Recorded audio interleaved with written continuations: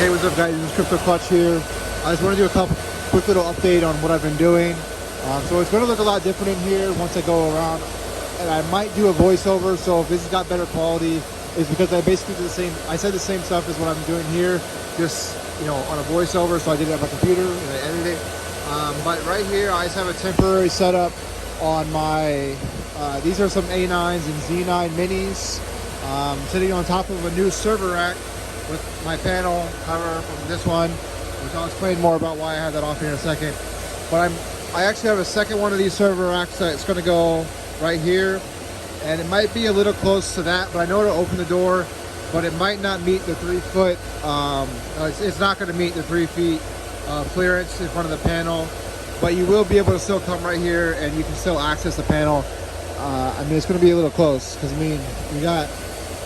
it'll probably come over to like right here, so you can still turn off breakers. But yeah, I probably need to get rid of, let me stop. So I need to get rid of this rack right here because I have more servers coming, more cases coming in, that'll let me get rid of this because I won't need that rack.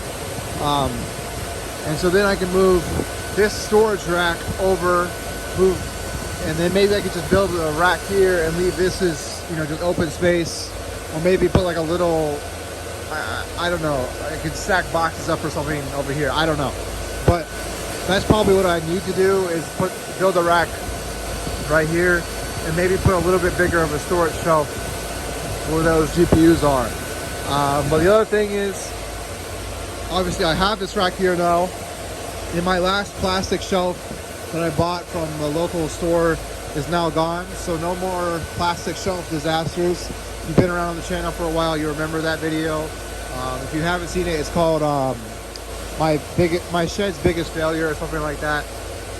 But the reason why I had my panel cover off is because these two panels, this one and this one, have these little CT meters on them, so I can see exactly how much power each breaker is pulling, and I can I can get them close to their full load by just looking at this.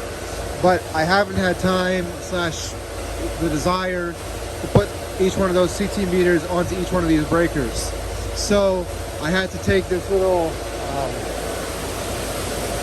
appliance tools amp clamp, and I just sat there and clamped over the wires like so, and then if I turn this on, you can see that this top breaker right here is pulling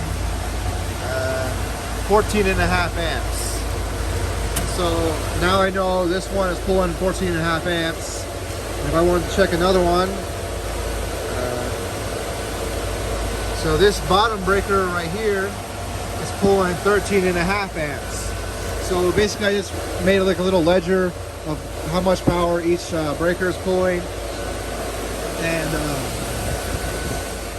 on some of the low ones I just added to it, or I made a note of it to like change out a PDU so I can get more power going on it, because some of these ones right here only have 4 outlets, and it's with 4 ASICs on it, it's kind of hard to add more power to it if like the bar is maxed out. I can't really put an extender on it because it doesn't have, I mean I could, but I have to change out the connector again, and I'm not doing that.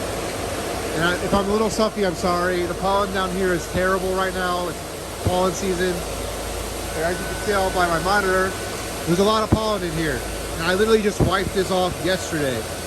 Now I probably should have put filters on the floor and filter that, but it's already hot, and if I put filters, it's going to restrict even more air, and that's just not going to work. So I got to figure out something. I'm probably going to put a bigger filter, a bigger intake over here soon.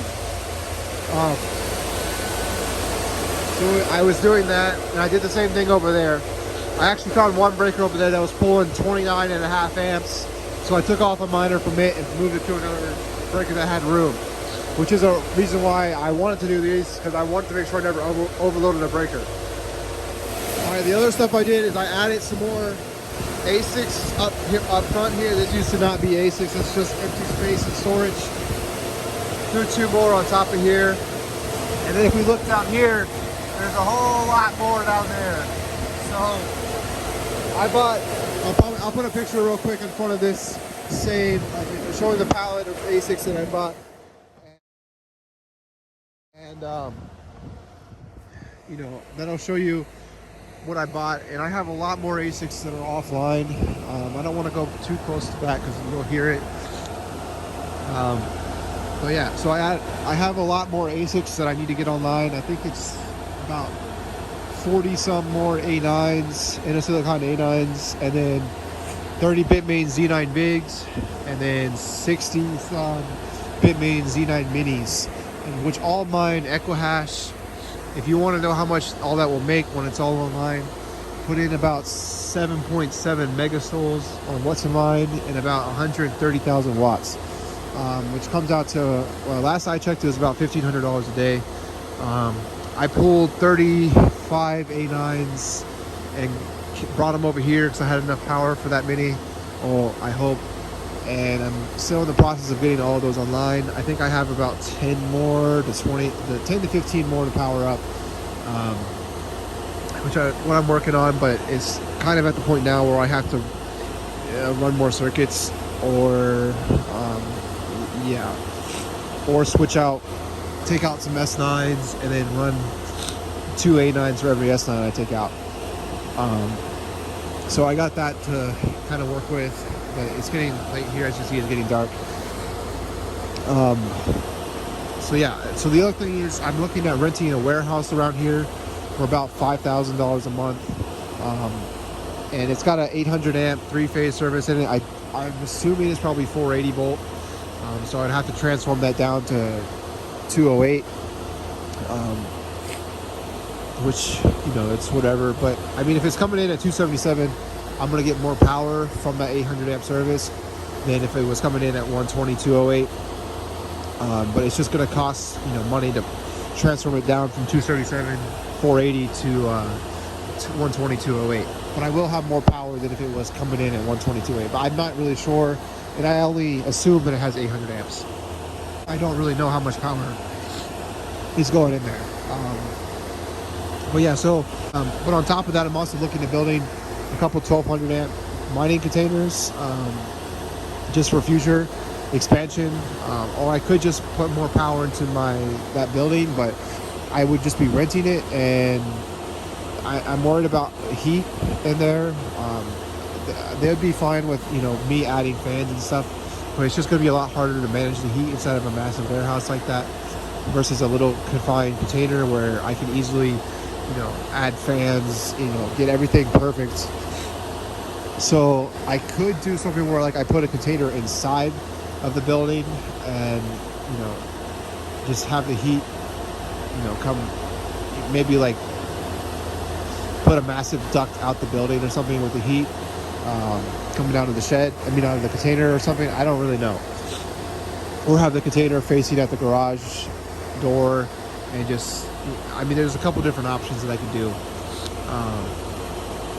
But yeah, that's the containers. I'm going to look at buying some land, which I know you might say, well, you have all this other land, why do you need, well, they don't, one, I can't put containers over here, and two, they don't have 3-phase service here. So I'd be limited to single phase, and you don't get that much power on single phase. You do, but it costs more to run like that, versus if I was using 3-phase. So that's what I've been working on. Also, I've been getting really big into Chia recently. The profits look very, very good, especially with the coin price being at over $1,000. So if you're not into that, I would definitely start looking into it. If you guys want me to, I can start doing guides on what I'm doing. I have servers coming in to start plotting. I'm expecting around 250 plots a day from all my rigs. And I'm looking at doing more because I have about 1.5 petabytes worth of storage right now, and I'm looking to get more because, basically, early on, the more plots you have, the more money it makes. And, if I was able to have everything plotted right now, I'd be looking at like 200K a month or something crazy. So and that's all like well, obviously plotting that much would be a lot, but anyways, it's the profits look very, very good right now. Obviously it's going to go down as the network hash rate keeps going up a lot, but I would seriously look into it if you're at all interested in getting into mining.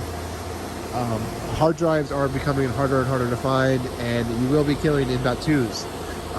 If you are looking for like videos to watch now, I would look at Sloth Tech TV. That's who I've gotten a lot of ideas from, and he's really good at in-depth details on Chia. So this is just kind of a quick little update. I have to edit it a little bit because I messed up the recording, but hopefully it'll come out here soon, and I'll hopefully start working on that lease or building out a new container here soon. And obviously if I do a container build, it would be like this shed build where I record everything. I'll try and record a little bit better this time, because last time I kind of just showed you the end result, whereas this time I'll try and show you, some of the actual installation work, which is going to be awkward for me because I don't like working on camera. It feels weird, but obviously you guys would, it would help you guys. Like there was another YouTuber that I was watching that did that. I can't remember the name off the top of my head, but he has a container set up just like the one I'm building, and I'm actually basing it off of his. But he doesn't really show you how he got there. He just kind of shows you the end result. And I kind of want to show you how to get there. So that's going to be my goal. Yeah, it's Crypto Clutch. Sign off.